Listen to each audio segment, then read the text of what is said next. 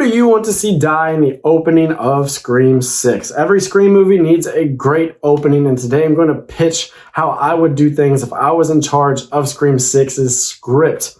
Now, originally my idea was to have Ghostface kill Kincaid in the opening, but now we know Neve Campbell is saying she's not going to be in Scream 6. So even though Kincaid's death would have been an attack a little too close to home and would really provoked and rattled Sydney, we can't do that. Maybe we can put this idea on the back burner, though, and dust it off when Scream 7 comes around. No, we don't have Sydney, but we know what we do have. We have Kirby, and we have whatever character Samara Weaving is going to have, because she's now officially been added to the cast.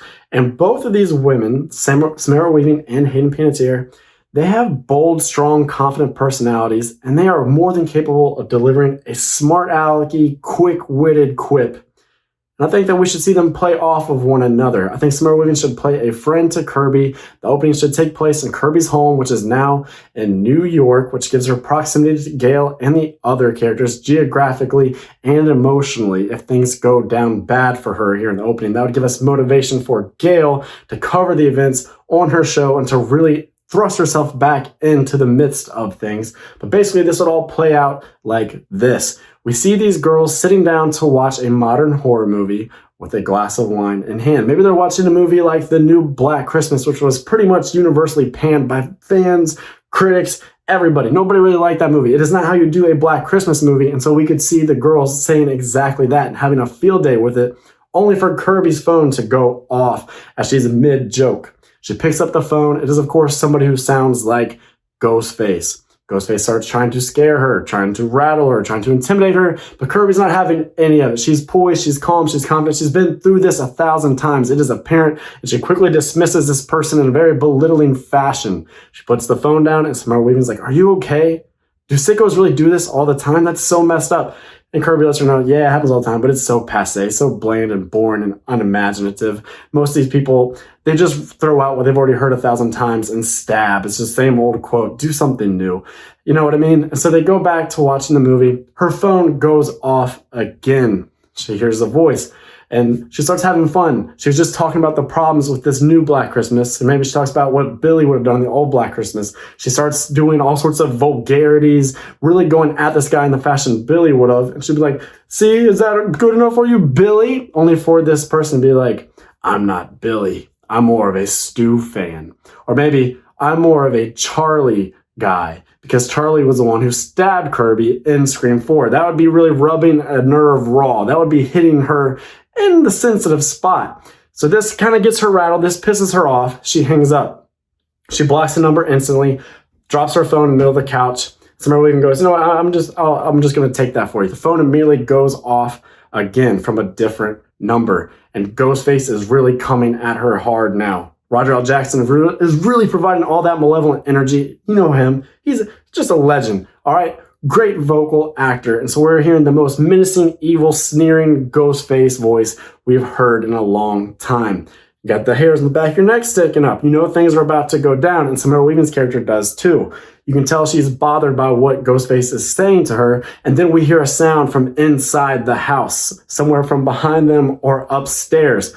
She immediately looks to Kirby, and then, Kirby's been through this. They're not going to mess around and do this stupid horror movie cliche or trope-like actions. They're going to get up and go to the other side of the house. They're going to try to get out of the door, only to be met in the foyer by a ghost face. That is right. They heard a sound back there or up there, but the danger is right here, which tells us more than likely there's more than one ghost face in this house.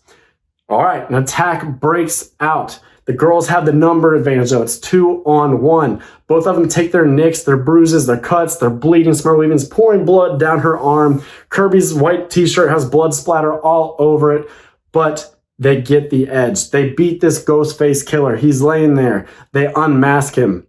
It is a face we are not familiar with. And this works because we've never had a ghost face die in the opening. So it's something new and fresh.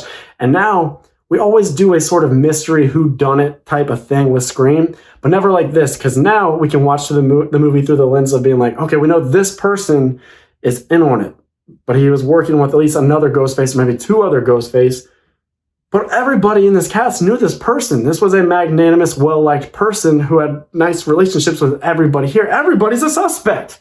Or maybe There's no seeming connection to any of these people. There's no known relationship or bond to anyone. And we're going to have to kind of snuff that out as the film goes on. Anyways, they get the edge over their attacker, and they go back to try to get the phone. Just as Kirby reaches the phone, picks up to dial 911, the phone goes off again. They're receiving another call. She looks back to Samara Weaving's character just to see Herbie blitz. Out of the shadows, out of an empty room, comes a Ghostface killer who attacks Samara Weaving, stabs her in the chest over and over again, kind of the way Drew Barrymore got dealt with in the original. And Kirby's beside herself. She can't believe it. All the color drains out of her face. She turns around and tries to book it out of the other side of the house, only to encounter another ghost face. That is right. We have 3 ghost face killers. One of them dies in the opening.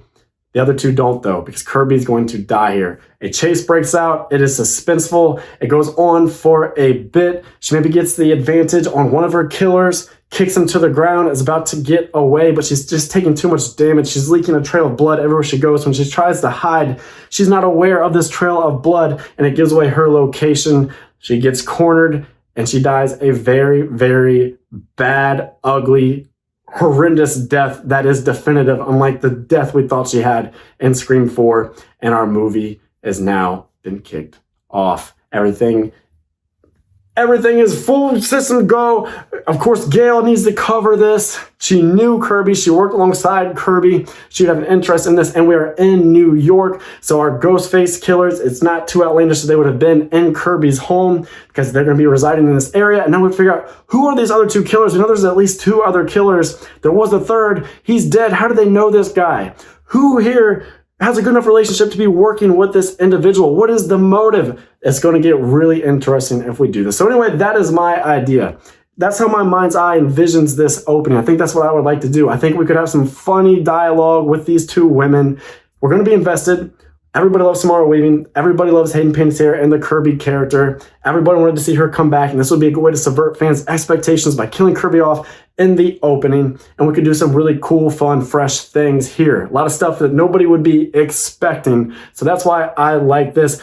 I'm sure there's problems. I'm sure you're going to tell me what those problems are. So go down in the comment section. Let me know why this opening doesn't work for you. Or are you over the moon with this idea? You're like, Nate, you hit it out of the park. I love that idea. I hope they do that in Scream 6 or maybe Scream 7. I got to see that now. I want to see that happen. That's a badass idea, my man. If you like the video, leave a comment, subscribe, all that old YouTube crap that I have to pander and plead and ask you to do. But really, guys, we're getting close to 1,000 subscribers. And people tell me that's a really cool thing for a YouTuber to do. So I guess let's go for it. Let's try to get that done. All right, guys. I hope you enjoyed the video. Have a great day. I'm Nate for natemareflix, and that's a wrap.